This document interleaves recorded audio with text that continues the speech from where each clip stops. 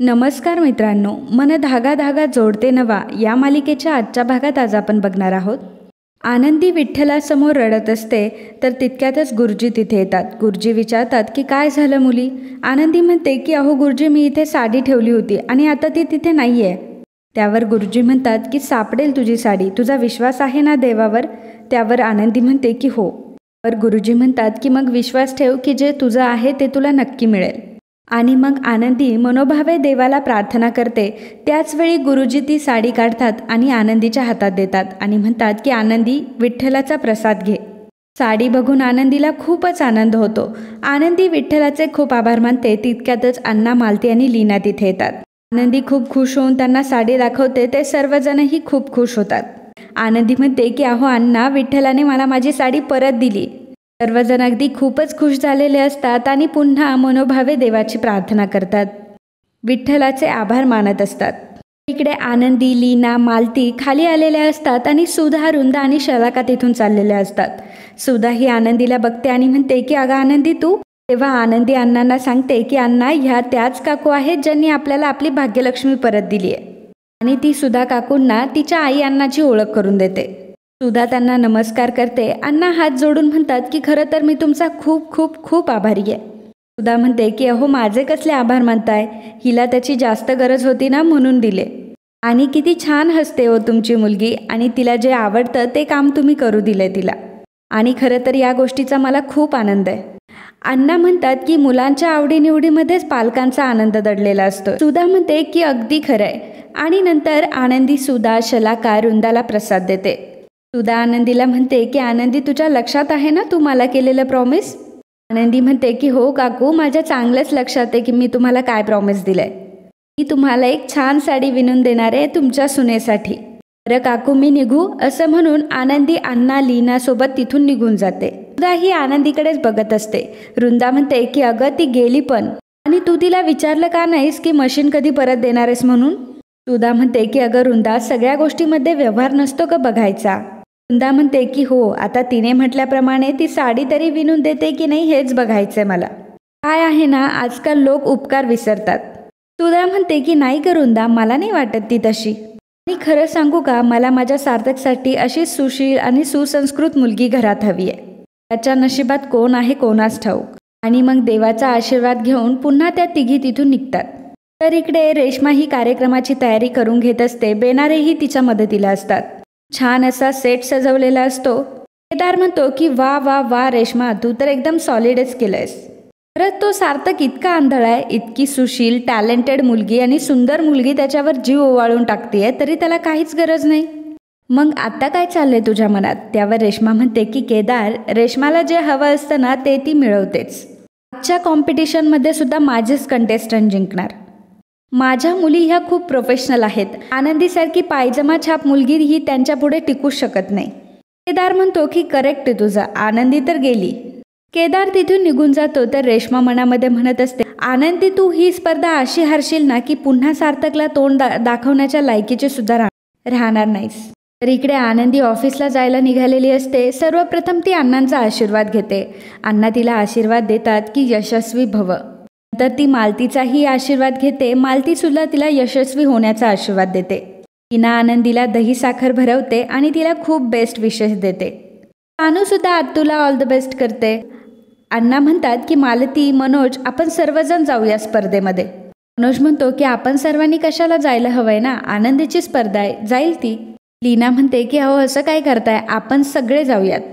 तर ही आनंदीची पहिली कॉम्पिटिशन आहे आणि पुन्हा पण सानूला अशी स्पर्धा कधी बघायला मिळेल. आणि तिच्यासाठी सुद्धा हे सगळं किती इन्स्पायरिंग असेल. आपण सगळे मिळून जाऊयात.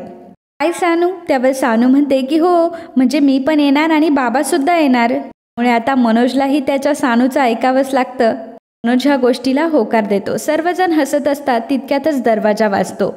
मालती म्हणते की आता कोण आलं असेल. अण्णा म्हणतात की तिची असिस्टंट शकू आली असेल. आणि मग सर्वजण पुन्हा हसायला लागतात. आनंदी जेव्हा दरवाजा उघडते तेव्हा तिथे शकू नसून अंशुमन आलेला असतो. आणि अंशुमनला दारात बघून आनंदीला मोठा धक्का बसतो. घरातल्या सर्वांनाही धक्का बसलेला असतो.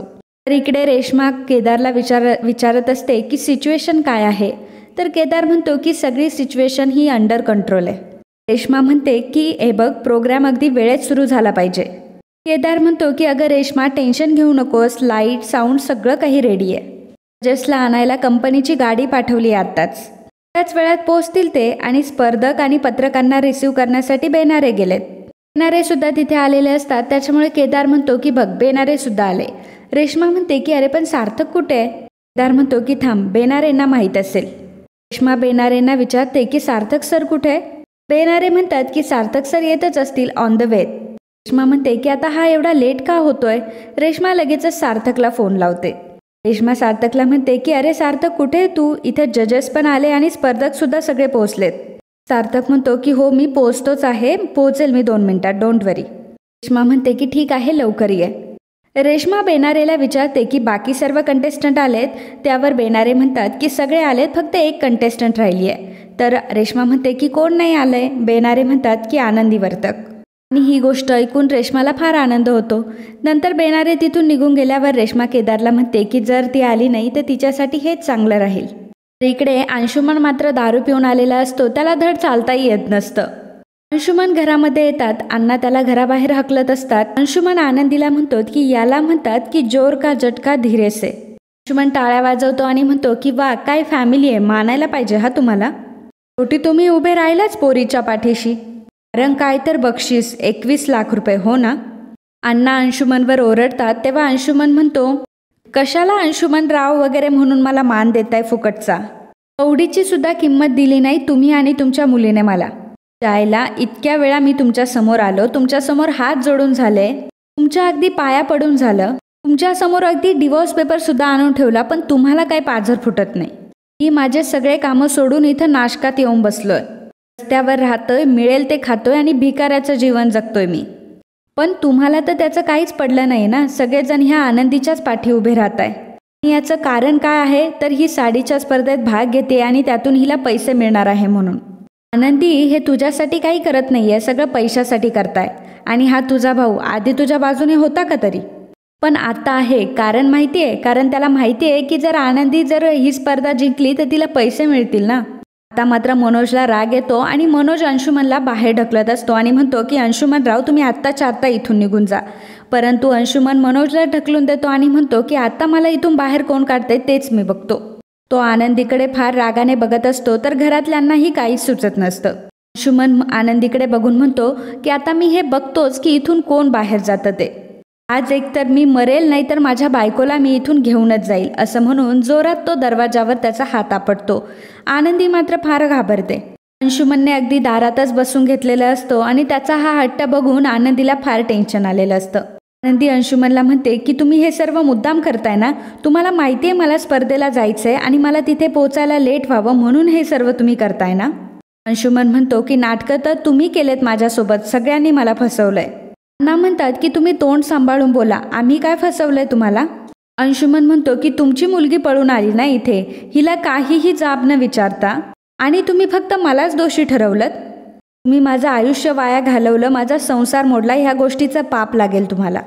अण्णा म्हणतात की लागू दे मला काय पाप लागायचं ते, तसंही माझी मुलगी तुमच्यासोबत यातनाच भोगत होती. त्या दिवशी तर गळा काढून म्हणत होते ना की तुम्हाला डिवोर्स पाहिजे, मग कशाला आता गळा काढताय? अंशुमन म्हणतो की मी तर आता अडवणूक करणारच, तुम्हाला काय करायचं ते करा. अंशुमन आता रागाने आनंदीकडे बघत असतो. आनंदीलाही काय करावं आणि काय नाही सुचत नसतं. खरं तर आनंदीला स्पर्धेसाठी जाण्यासाठी लेट होत असतो. घरातले सर्वजण त्याच्यासाठी थांबलेले असतात आणि अंशुमनने हा तमाशा घातलेला असतो.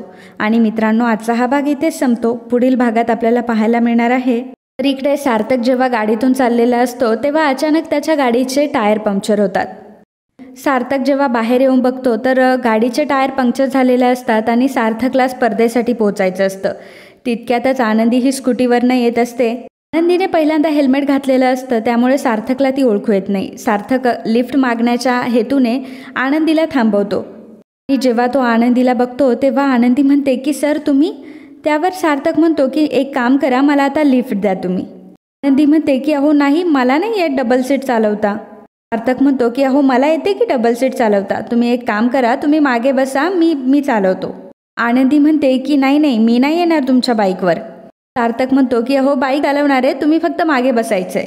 आनंदी म्हणते की अहो सर पण मला नाही यायचं तुमच्यासोबत डबल सीट. तर मित्रांनो, असेच मन धागा धागा जोडते नवा या मालिकेचे डेली अपडेट बघण्यासाठी आत्ताच आपल्या चॅनलला सबस्क्राईब करा. आणि आजचा हा भाग तुम्हाला आवडला असेल तर व्हिडिओला लाईक आणि कमेंट करायला अजिबात विसरू नका. धन्यवाद.